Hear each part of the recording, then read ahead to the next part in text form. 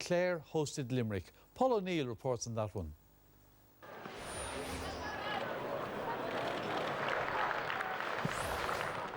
These local rivals were meeting in Munster for the third year in a row, with Clare having won the previous two. They were the quickest to settle, and Sean Collins' point after an impressive move left them ahead by 2-1 inside 7 minutes. And the hosts' early dominance continued as they netted the first goal of the game after 10 minutes. Owen Cleary applied the finish after Limerick coughed up possession. Cleary went close to adding another goal soon after. Fortunately for Limerick, his effort was off the target. Live wire forward Keelan Sexton proved to be a real handful for Limerick throughout. This point pushed Clare 4 clear. Limerick went into the game with some momentum after winning their last 4 games in the Allianz League. They had a chance to tie up the scores on this occasion, but David Ward's shot was wide. Limerick ended the opening half strongly. Seamus O'Carroll, who has been in impressive form for his club Castleknock in Dublin, was denied by Joe Hayes as Clare went into the break ahead by 1-8 to 6 points. Cleary had a point for the first score of the second half as Clare's lead went out to 6 points. It would have been more if Jamie Malone had managed to convert his opportunity for a goal. Limerick were finding scores hard to come by.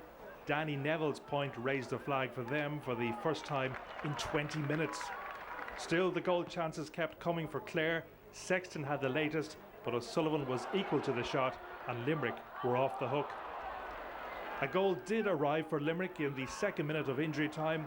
18-year-old Josh Ryan blasted home after being introduced from the substitutes bench for his championship debut, and the deficit was down to the minimum.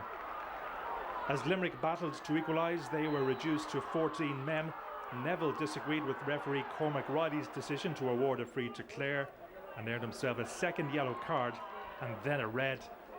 Time ran out for Limerick and they are still waiting for a first provincial victory since 2012. Clare will now face Kerry after winning by 113 to 112. Limerick got their goal and put us the pin of our collar in the very end to win the game, but championship football is all about the next day and getting to the next day, and I'm quite happy that we're there. We have a lot of work to do, but I am confident this group is capable of doing that. We were kind of chasing the game from midway through the first half. The goal gave Clare a bit of comfort, but look, we've been saying all along we're trying to get lads to go at it, be honest and enjoy it, and be proud of where they're at and what they're doing, and certainly they did that. We're young, we'll certainly learn from it.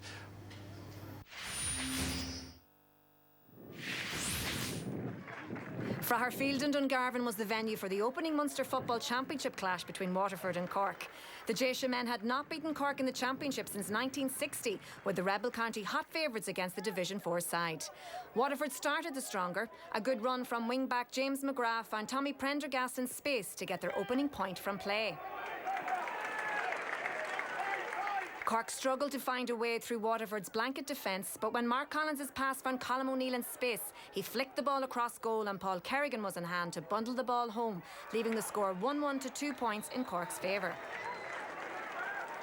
Further scores from captain Paul Kerrigan and the lively John O'Rourke, who scored 3 points, including this one from play, ensured that Cork led at the break by 3 points.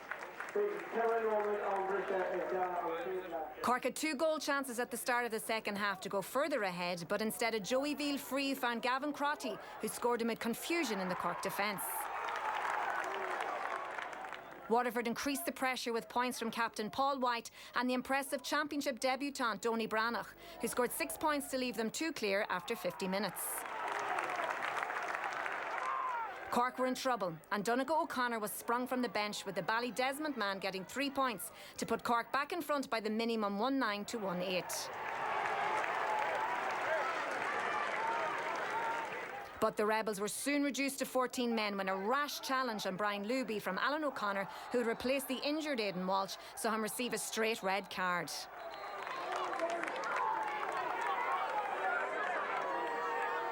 Waterford refused to wilt, however, with Paul White bursting through the Cork defence after good work from Donny Branagh to leave a point between the sides and 5 minutes of normal time remaining. Donny Branagh and Colm O'Neill traded frees to leave Cork in front by the tightest of margins. In the 5th minute of injury time, Kerrigan, who scored 1-3 on the day, popped up again with another score. Donny Brannock scored a late free for Waterford, but it wasn't enough. Cork nervously head to meet Tipperary in the Munster semi-final. Final score, Cork 1-12, Waterford 1-11. It was hard earned out there today. I think we brought a lot of it on ourselves. Start of the second half, there was 2 goal and opportunities missed and a handy score, and then we gave away a goal, and that put us under a lot of pressure. We then lost Alan O'Connor to a red card, James Lockley to a black card. We went 2 points down, and I think we showed a good bit of resolve there to come through in the end and get a victory. Very disappointing results, you know, especially when you lose a game by 1 point. You know, there's all the ifs, ands and whats. The boys giving a huge performance out there. We knew it was in them, and you know, very unfortunate on the day like to only lose by a point. And you know, the boys are disappointed, but we'll regroup again, and hopefully we can keep them together for the qualifiers. OK, let's have a look at the semi-final lineup in Munster. It's Clare versus Kerry and Cork versus Tipperary on the weekend of June 10th. Well, Tomás O'Shea, you were there. Now, that was probably the story of the weekend. I mean, it would have been a sensational victory for Waterford, and they nearly pulled it off. You said it to me on the radio on Morning Ireland on Friday. Cork have a lot of good footballers. But for Cork, if they were beaten by Waterford, it would have been disastrous. Yeah, Des, look, I suppose it's a tough time being a Cork footballer at the moment, you know. All credit to Waterford, they put up a great performance and there was some very good individual performances, but Cork should be going down to Waterford winning. You know, you talk about GA and football and tactics and passion and belief and confidence, and this Cork team haven't been playing with that for the last 2 years. The players, I feel, are there. I'm playing club football in Cork. I see the players, I've seen them playing, and I think with the underage that they have produced in the last, I mean, they've won 10 under-21s in the last 14 years in Munster. So there is some problem between under-21 and senior level. You know, Sean White, Sean Powter, Kevin Crowley, Stephen Cronin, Michael Hurley, Sean Wilson, top-class underage players. And I don't, for the life of me, understand how Cork can blend a team. Like tactically last night, and a job of the management is to have a team tactically ready. Waterford parked the bus and Cork looked as if they were playing a team that defensive team for the first time in their lives. They are capable of putting up big performances, but they're so few and far between. I definitely think... Do you think it's the management? I do think the management have a lot to answer for. I mean, they're in charge, they need to lead, they need to instill confidence, and it's not there. People in Cork are disgusted with the way things are turning out. Peadar Healy, I've no doubt, and his management team are good GA men, but I'm not sure. Are they up to the job of leading this team? Because I do feel it'd be something different, Des, if you said they definitely don't have the players, they don't have the talent, there's nothing coming through. But that's not true. They do have the players coming through. They have players at underage level, and I think they could be doing a lot better than what they are. You know, I think the county board have something to answer for. You know, you put people in the positions and you get results after it. I think there's a lot of work to be done, short term and long term. But is blaming the county board, Cork County Board, keep getting blamed for everything? Well, they picked the guys who were in charge. You know, I mean, if you look at it, like they won All-Irelands in 89, 90. They won All-Irelands in 2010. Now, I'm not sure, Conor McCarthy possibly is involved in the backroom setup, but there's nobody else. You know, you look back the years gone and what Billy Morgan did with teams and the way he inspired them. I don't think they're inspired. They look like a team that are just like a herd of sheep going into a field for the first time and cutting loose around the place. There's no organisation or anything there. And it's sad. It doesn't give me anything. I've dug into them in the past, and I wrote an article 2 years ago, and you could put the same article into a newspaper today, and nothing has changed in 2 years. Yeah. And it's not. I'm not saying that enjoyment. I know that if Cork were going well, like. Well, Rory and Kieran, you watched all of the match here this morning. What did you make of it, Rory? Listen, I agree totally with what Tomás is saying there. I'm struggling to get my head around Cork footballers at the minute. You know, where does the actual blame lie? Is it with the players? Is it with the management? Is it with the county board? All these factors have to be considered. Like, we played them last year in a qualifier game, you know, and we were after coming off the back of losing an Ulster final against Tyrone, and we were a wounded animal, like, going into that game, but you always felt because it was Cork and the way they were going that we'd have a chance, and it turned out to be a lovely open game. There wasn't a hand laid on you. I think Paddy McBurty kicked 11 points that day, you know, and it just typified this Cork mentality at the minute. There's no cut to them, there's no age, there's no ruthless streak to them, and it could be a management issue. It probably is. It has to come from the top bottom down, but I think the players have to show some leadership. There's still a core group of very, very good players in that Cork team. and at the minute they're not showing any leadership. Kieran? Yeah, I think that's firstly, I suppose you have to give Waterford credit last night. Like, they set up very defensively, okay, whether we like it or not. And effectively. They went out to try and frustrate Cork, hang into the game, hang in there and get something out of it. They fell a little bit short, but I wouldn't disagree with the lads. But looking at the match this morning, the key thing for me is Cork, they didn't look fit, they didn't look conditioned. I think they're carrying 4, 5, 6 guys that have been great servants to Cork who are no longer, there's no pace in the team.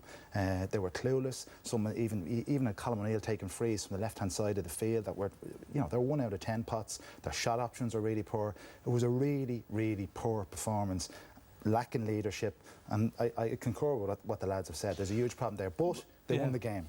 They won the game. And if you're Liam, if you're Liam Cairns tonight, you're a little bit worried, because they're going to get a lot of kicking this week.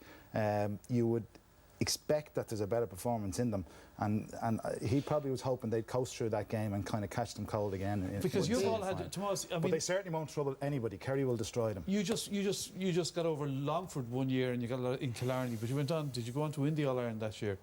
I mean, did, yes, but I think, look, at one point, like, how many times you need to get a kicking? They got a kicking above in Clare and Ennis in the league this year, and there was a lot of talk about it at the time. Like, and you know, you would often say there's these moments where you meet as a group and you meet at a crossroads and you say, right, we're going to go down this road or we're going to go down that road. And it seems like there's a lot of crossroads. They don't look like they have the components to raise a gallop based on that performance last night. If you like Brian O'Driscoll, Jamie Sullivan, Tomas Clancy, Mark Collins, John O'Rourke, Paul Kerrigan, like these fellas, Alan O'Connor, Donegal O'Connor last night, it was the older lads that pulled them out of it, right?